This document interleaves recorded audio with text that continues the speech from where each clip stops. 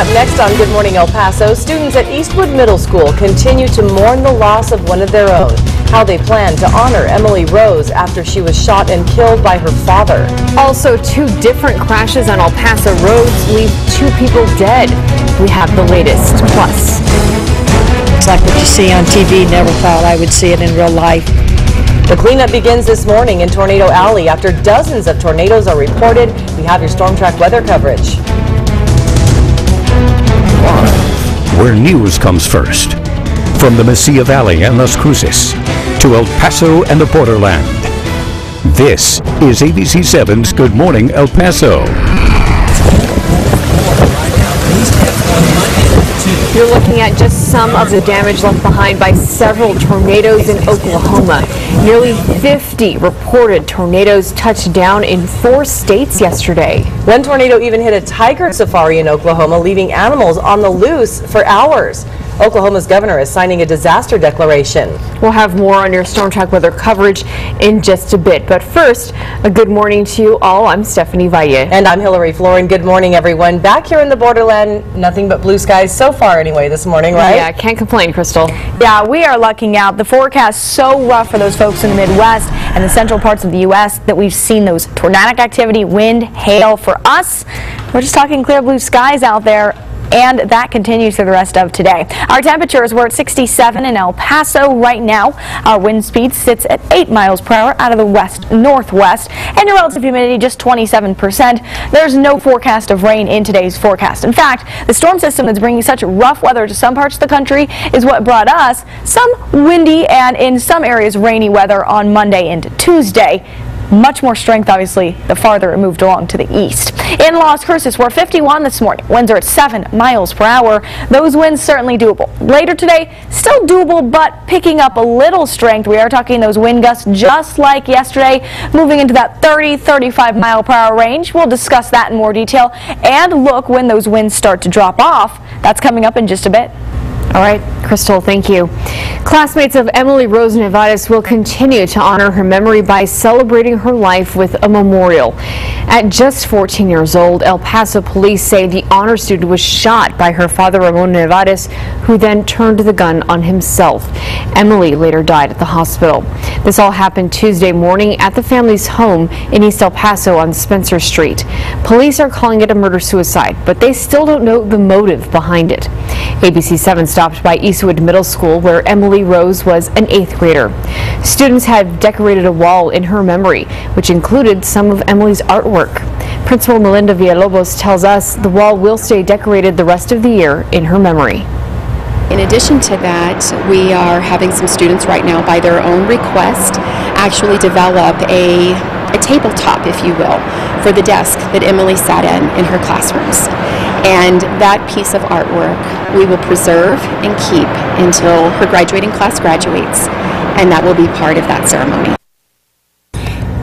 ABC 7 spoke with a crisis expert who told us these kinds of memorials do help those grieving navigate their emotions. He says it's important for students who knew Emily to talk about their confusion or grief among each other. He says parents should also be ready to listen to those students who knew Emily and to admit that they don't have all the answers when discussing a senseless crime. He says what is key now is support. This is a tragic situation that no school can prepare for, no matter what kind of plans you have. But this is nothing that is easily categorized and say, oh, well, we've got this protocol to handle this kind of situation. So the key element here is being supportive and allowing the students to have time to find that support, especially among themselves. The ABC 7i team confirmed Emily's father, Ramon Nevares, worked at Sierra Medical Center, and a co-worker there says he was a surgical technician. There are no public records of domestic violence, arrest, divorce, or custody dispute.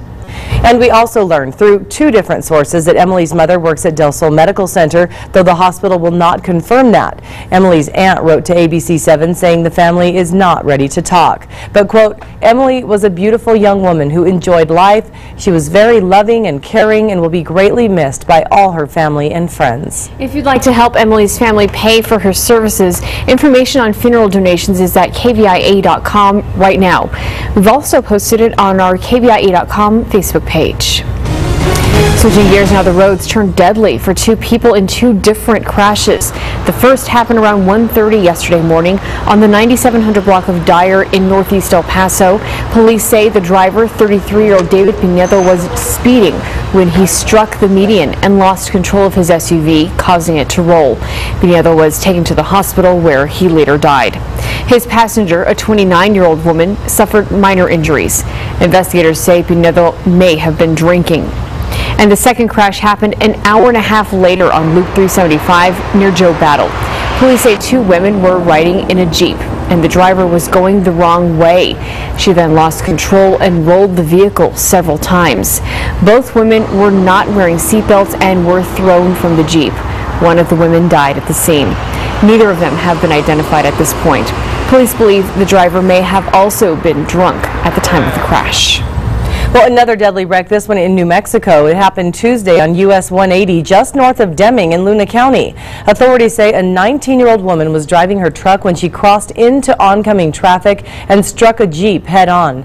The driver of that Jeep, 72-year-old William May from Deming, was killed.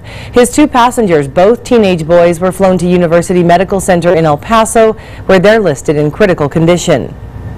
The FBI El Paso division is creating stronger relationships with the community.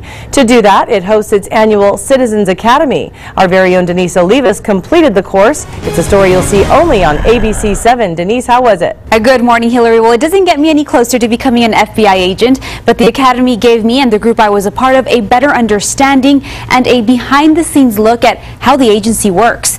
The Academy wrapped up recently with a visit to McGregor Range, where we were allowed to shoot some of the firearms used by agents. But for the past 6 weeks, we also learned about every department of the FBI. White-collar crimes, corruption, cross-border violence, cyber crimes, just to name a few. FBI officials say they want to create stronger ties to the community because many times it's the public's information that can launch an investigation. Jim Paul, executive director of Hospice of El Paso and the former owner of the El Paso Diablos, was a member of the Academy, and he says he now has a new perspective on what the FBI does for the community. And it's given me a new respect and certainly a sympathy to and a better understanding of what they do and how they do it. And in some cases, when it comes down to criminal, how much time do they have to make a split-second decision? Coming up, the special agent in charge of the FBI El Paso division talks more about the importance of the Citizens Academy. Stephanie and Hillary, back to you. All right, Denise, thank you and congratulations. Thank you. And now it's time to take a look at our TxDOT traffic cameras looking over on the east side at I-10 and Airway. You can see the traffic is pretty light. The skies are brightening up. No problems to tell you about at this point. Well, we told you about 4 people arrested for carrying out a type of crime known as jugging. And now we're hearing from one of their alleged victims. They broke the window to my car and looked at and opened up the glove compartment and took the remaining cash that I had left in there. The advice that this man now has for all of us. Folks, you gotta be ready for it. Mike, it's getting big. I got trees coming down on me and power flashes. I gotta back out of here.